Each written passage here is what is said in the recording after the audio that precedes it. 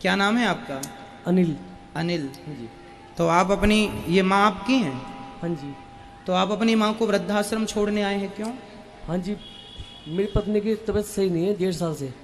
तो पत्नी की तबीयत सही नहीं है तो माँ की तबीयत कौन सी अच्छी है? उसकी दिमागी हालत सही नहीं है, आपस में रोज झगड़ा होता है। तो आप अपनी पत्नी को लेके आते ना वृद्धाश्रम, उसकी दिमाग की हालत नहीं अच्छी तो उसको रखते हम वृद्धाश्रम में। अपनी माँ को क्यों लेके आ गए? आई भी हूँ अभी। तो क्या आप अपनी वृद्ध माँ को वृद्धाश्रम में रख के जा रहे हैं तो क्या ये सही है? आपके बच्चे क्या सीखेंगे इससे? आपके बच्चे, अब कितने बच्चे हैं आपके? ये तो हमारे खाना ही जाने जी, क्या हूँ मैं इस स्थिति में, मेरी हालत क्या है इस टाइम, मैं क्या हूँ, क्या कर रहा हूँ। अच्छा ये बताइए, जब आप छोटे थे तब आपकी माँ आपकी सेवा करती थी?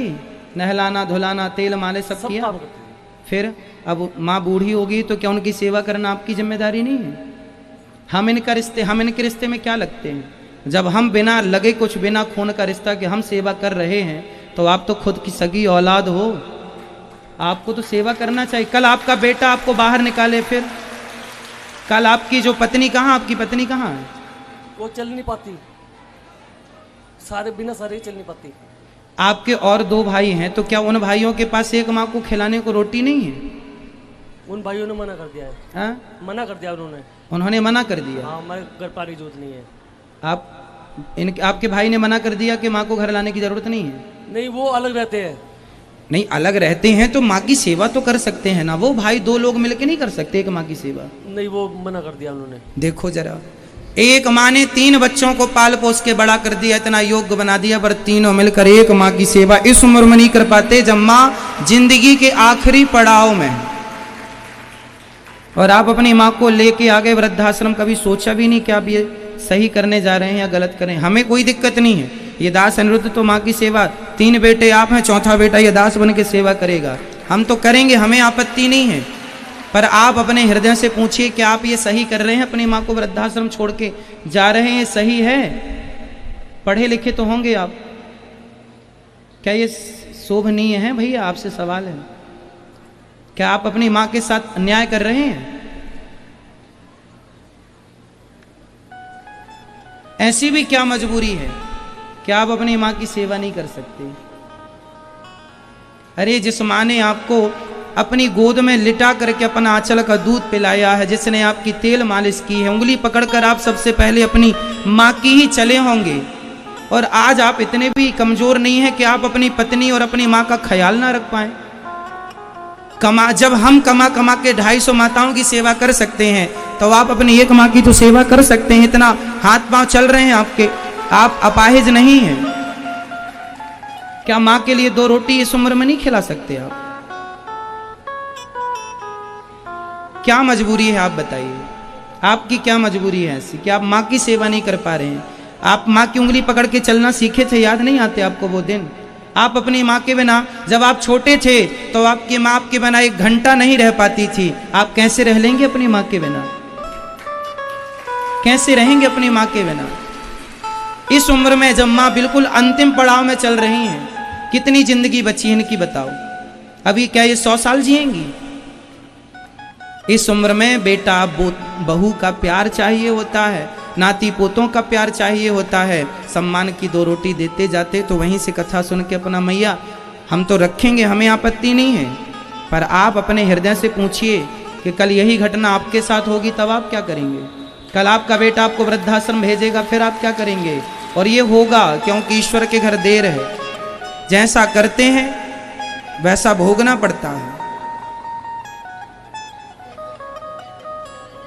क्या कहना है आपको? एक पिछले वाले बेटे ने कहा है, अगर मेरे को ना तो मुझे फ़ोन करने की ज़रूरत है और ना मेरे घर पे आने की ज़रूरत है, मेरे घर में झगड़ा होता है तुम्हारे आने से। बेटे ने कहा? हाँ जी, पिछले इसके छोटे इसके बड़े भाई ने। और कोई मुझे रखने को तैयार नहीं है, ये है मुझे काम नहीं करता, काज नहीं करता, ये सब कुछ नहीं आएगी, इसकी बीवी आ जाए अब आई जाएगी, तबीयत खराब हो रही उसकी। तो उसने पिछले वाले लड़के ने 50,000 रुपये इसकी बीवी के ऊपर लगाए अस्पताल में जगाधरी में। तो उसने कह रहा मैंने 1 लाख बोला तेरे पैर पे लगा, तेरे पैर का ऑपरेशन हुआ था, और 50,000 के ऊपर लगा, ATM ले लिया उन्होंने मेरे से। एटीएम लोग कहते जब तक मेरे पैसे नहीं उतरने के मैं एटीएम अपने पास रखूँगा, मगर रख ले, मुझे किसी का कर्जा नहीं चाहिए। जब तक तुम्हारा कर्जा नहीं उतरने का मैं तेरे से मांगने की भी नहीं। चलिए, आपका क्या निर्णय है? आप छोड़ के जाना चाहते हैं या सेवा करने का विचार है आपका? जैसा आप कहें वैसा हम करेंगे। क्या मन है आपका? छोड़ के जाने का विचार है। छोड़ के जाएंगे? हाँ जी, वो मेरी मजबूरी मुझे पता है। आपकी क्या मजबूरी है बताइए तो सही, शायद हम उसमें आपकी कोई मदद कर सकें। मैं नहीं बता सकता, ये बहुत मजबूरी है मेरी, मैं बता नहीं सकता। तो माँ आपको कोई गालियां देती हैं, डांटती हैं क्या माँ आपको?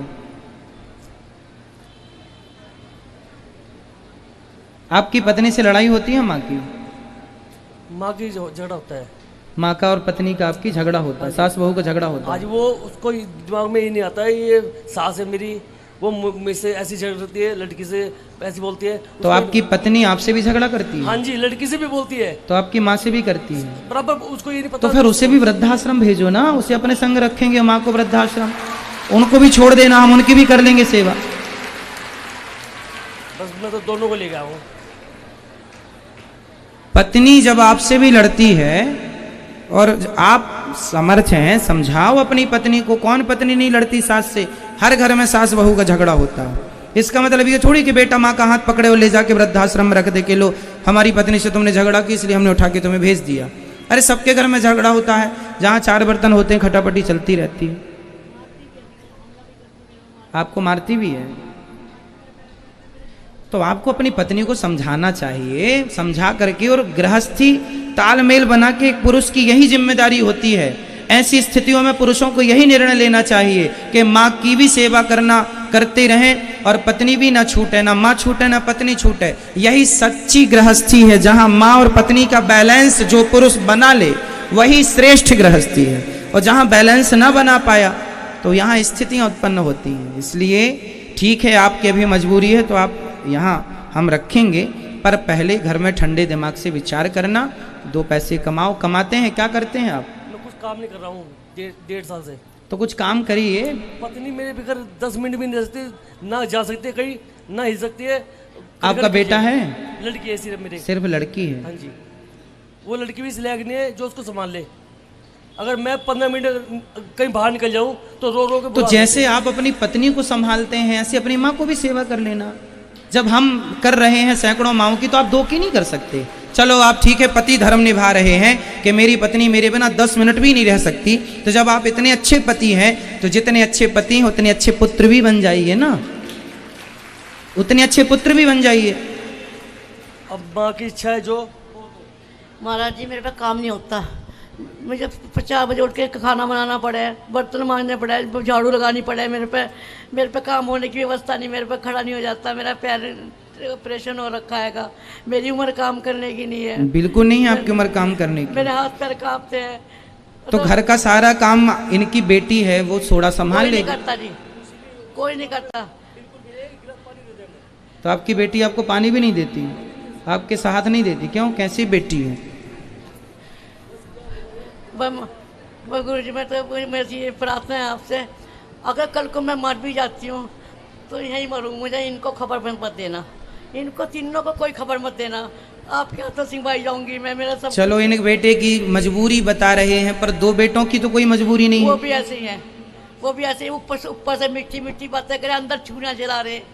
जो बेटा कह रहा मेरे घर नहीं आना, मेरे फ़ोन नहीं उठाता, नो कहता है कि मेरे घर पे आने की जरूरत नहीं, मेरे घर में लड़ाई होती है, तुम मत आओ। पोती ने मुझे घर से निकाल दिया, तू से चली जा। बेटा कह तू क्यों गई? मैं गई, ये भी कहने लगे तो मेरा ATM था इसके पास है, मैंने कहा सिर्फ 2 महीने ATM दूंगी तुझको मैं, ताकि मैं अपने मरने जीने का, मुझे भी अपनी ज़िंदगी काटनी, जैसे ज़िंदगी है, मुझे भी कुछ करना, मेरा साथ वही से जागा। आपने अपने बेटे को समझाया नहीं कि बेटा? कहे तू अगर ATM ले लेगी तो मैं जहर खा के मर जाऊँगा, अपनी पत्नी को भी जहर दे दूँगा, अपनी लौंडा को भी जहर दे दूँगा। मैं कहा जो मर्जी कर ले, तू जहर दे ले या कुछ कर ले, मैं 2 मिनट ज़्यादा तुम्हें ATM नहीं दे सकती। मैं अपना मरना जीना सुना, मेरे करोड़ों में पैर लटक रहे हैं, मैं पता नहीं किस वक्त मेरी आंख बंद हो जाए, तभी तो करेंगे ये अपना। चलिए ठीक है, अब आप जब आपके बेटे की और आपकी इच्छा है, कोई नहीं है आपकी सेवा करने वाला, तब फिर आप गौरी गोपाल आश्रम में ही रहिए। और ये दास अनिरुद्ध आपका बेटा बनकर चौथा बेटा बनकर आपकी सेवा करेगा। पर यह अच्छा संकेत नहीं है कि आज की औलादें खुद अपनी माँ को लेकर वृद्धाश्रम आ जाएं। यह देश के लिए बहुत गंभीर विचार है, चिंतन करने जैसी, कि कल को ऐसे और भी 10-50 बेटे और हो जाएं तो फिर कितनी अव्यवस्था हो जाएगी समाज में। ऐसे बेटे नहीं, 3 बेटे हैं पर एक भी बताओ सेवा करने को तैयार नहीं है। भगवान आपको सद्बुद्धि दें और सद्बुद्धि के साथ साथ भगवान आपको सेवा करने की शक्ति दें। ये घोर कलयुग चालू हो गया है, जहां देखिए बेटा अपनी सारी जिम्मेदारियों से पल्ला झाड़ ले रहा है, कोई जिम्मेदारी नहीं समझने को तैयार है। इसलिए आप लोगों से ये दास अनिरुद्ध कहा करता है कि आप लोग जो सहयोग करते हैं उसी से इन माताओं की सेवा होती है। इसलिए अब इन माँ के बेटे ने जब साथ नहीं दिया तो आप इनके बेटे बनकर साथ जरूर दीजिएगा, आप इनकी बेटी बनकर साथ दीजिएगा, आप इनके अपने बनकर साथ दीजिएगा। क्योंकि ये दास अनिरुद्ध भी आप सबके सहयोग से ही इन वृद्ध माओं की सेवा करता है। और आपसे यही प्रार्थना करता हूँ कि आपको कुछ देने के लायक बनाया है विधाता ने, तो इन माओं के लिए अब ये आश्रम पूरा भरा है। यहाँ पे माताओं के रहने की अभी बिल्कुल जगह नहीं है, क्योंकि आश्रम पूरा माताओं से भरा पड़ा है। 260 माताएं हैं, ये 261वीं माता है। अब हमने किराए से ले रखा है एक आश्रम और, जहां पर ऐसी वृद्ध माओं की वहां पर सेवाएं होती हैं। अब जगह नहीं है, पर देखो अब बेटे तो ऐसे हैं छोड़ के चले गए, ना वो सुनने को तैयार हैं, ना वो समझने को तैयार हैं, ना वो समझाने पर। अब और कैसे समझाएं बताओ, कैसे समझाएं?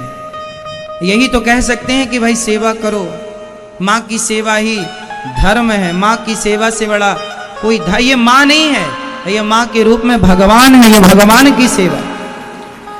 बेटे के पास 2 ऑप्शन थे, या माँ की सेवा करे या पत्नी की। उसने पत्नी की सेवा चुनी, माँ की सेवा नहीं चुनी। चाहता तो माँ की भी कर लेता। अरे एक आदमी माँ और पत्नी, चलो पत्नी तुम्हारी अपाहिज है तो उसकी भी सेवा करना पति का धर्म है। चलो तुम 2 लोगों के क्या बर्तन नहीं धुल सकते? अब कह रहे हो कि हम तो कुछ करते ही नहीं, तो नहीं करते तो सेवा करो। 2 एक की कर ही रहे हो तो एक की और कर लेना। लेकिन कोई जिम्मेदारी नहीं समझता। इस उम्र में, मैया कितनी उम्र है आपकी? कितनी उम्र है? मेरी उम्र बस 49 का जन्म है, 1949 का। अच्छा, और वैसे कागजों में मैंने 48 से लिख रखा। तो लगभग 72 वर्ष के लगभग होगी मैया, लगभग। इससे ज्यादा होंगी, ज्यादा हो गई 72 से। जो भी है, इस उम्र में अब देखो मैया से कोई काम हो ही नहीं सकता। इस उम्र में ना उनसे ठीक से चला जा रहा है, ना उठा जा रहा है, ना बैठा जा रहा है। इस उम्र में अब कोई काम नहीं होगा। इस उम्र में इसलिए 3-3 बच्चे इसलिए पैदा करते थे माँ बाप कि एक नहीं तो 2, 2 नहीं तो तीसरा काम आएगा। पर क्या जाना था कि तीनों काम नहीं आएंगे। इसलिए बिहारी जी ने फिर मुझे भेजा है, ये दास अनिरुद्ध को जिम्मेदारी देकर जाओ, इनके जब तीनों बेटे काम ना आए तो चौथे बेटे तुम बनकर सेवा करना। इसलिए ईश्वर ने मुझे चौथे बेटे के रूप में चुना है।